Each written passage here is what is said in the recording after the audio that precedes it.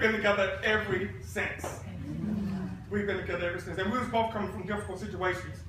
But the Tuesday before I met her, to back up, I went to church that Sunday because I was in North Carolina at the time by myself and had a routine where I was going down the wrong roads.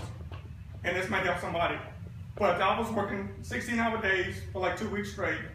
Then I would take the next 2 weeks off, work a regular shift. And on Thursday, Friday, and Saturday, I would be at the club parking lot at around 4:30. Around 4:30. So the club didn't open until 7. So that was a lot of drinking done between 4:30 and 7. So when I got in the club at 7, I was ready to shut it down. DJ, whatever needs to be done to get the party started. You know what I'm saying? Because normally you go to a club, you know, they make about 2 hours so people get in the mood and everything. No, they was in the mood at 7 o'clock. But that was a lonely life. And I wanted to share with somebody special. So I actually prayed for God to send me somebody. And so Tuesday, because I was trying to do my professional duties, was checking in, and they were showing her around. And when she seen me, she knew she had to do to get what she did.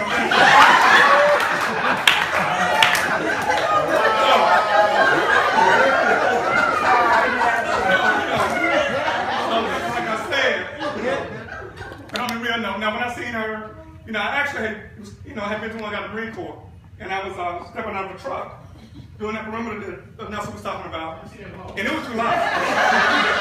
This was too loud. I stepped out of the truck, cleaned up, and, you know, just like I would be in the motion. I looked up, and I seen this girl. I mean, I'm like, it was like slow motion. Everything. And she was moving. She had a real long hair down here, and she was moving her hair slowly, like, oh, no. I mean, and anybody know with law enforcement, you gotta move quick. You gotta move quick. So it was a guy walking up the perimeter. It was like 95 degrees, something like that. He had to walk the perimeter, which is outside a mile around, do it twice. And I said, man, I know it's hot. You didn't want to do that. Driving the truck, I'll take the perimeter. He's like, what? It's 95. I got you.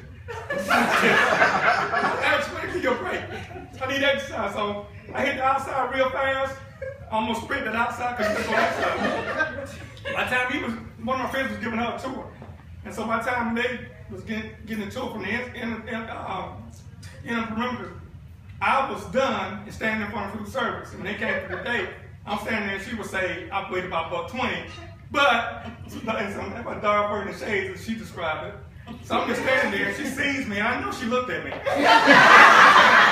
she tried to be hard to get. But she thought she seen me standing over there. You know what I'm saying? So I asked her what the name was and everything. She tried to play hard to get for about 2 weeks. You know, some work had to put in. But it was worthwhile. You know, anything worthwhile, you got to put some work in. So every time she came in the morning to keep buying stuff, I'm standing there. Can we go on a date? No. The next day I'm right there. Can we go on a date? Can I take you to dinner? All we do is take it one day at a time, right? So, about 2 weeks later, she come to my unit on the night shift because she was working rotating. And what it was she thought that I was too young for her. Yeah, she thought she knew I looked good. So, I asked her one more time. I said, let me take you to dinner or something. She's like, well, you're too young for me. I said, I bought all this new thing. So she says, I asked her, you asked a lady when your birthday is. So I told her when mine was. I said, March 1763. She's like, oh, she paused then. Calculating that up. Grown man. So it was her birthday. April 20th, 63. So I had about a month. So she said yes. And then I had an incident on the institution. I couldn't go out. I finally got her to go to breakfast with me. And then I had an incident in the institution. I couldn't go with her. But she finally went out that next weekend. And like I say, she rolled home with her head on my shoulder. She was doing a lot.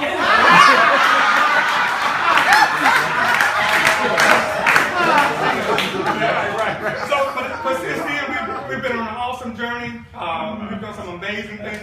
I mean, because we basically started out from scratch, both of us was. We basically started out $50 a paycheck, raising small kids, taking road trips in a little red Nissan with 3 kids, mother-in-law, Derek and myself, from Kentucky to Alabama, back to North Carolina. That was a road trip. And she was still in the car seat, so you can see how tight that was. But I wouldn't give it back for nothing in the world. It was really amazing. I wish my mother and my grandmother could be here to share this with us. They was a big part of our lives. They kept us together. They're going to give us advice. They didn't tell us what we want to hear. They tell us if you're wrong, if she was wrong, they're going to tell me if I'm wrong. And don't let me say nothing about them. One day my dad would get on me quick if I said something about them. So, but it's been really, truly amazing, and God has really blessed me throughout the years, and I'm glad I was be a blessing to you guys in some way, form, or fashion. And I hope I can continue to do that. God will bless me to continue to do that. And wherever I might go, we can stay in touch. Like I say, if I can help anybody, give me a call, email, something. There's too many ways to stay in contact with somebody now to go years without not knowing how that person is doing. Just a simple phone call, say, how you doing? Anything I do with it carries people along. You can change a person's day just by calling somebody and saying, especially your elders, call them and ask, just say how you doing. Just thinking about you. You can change their whole dark day and turn it to sunshine. Just for them knowing somebody thought about it.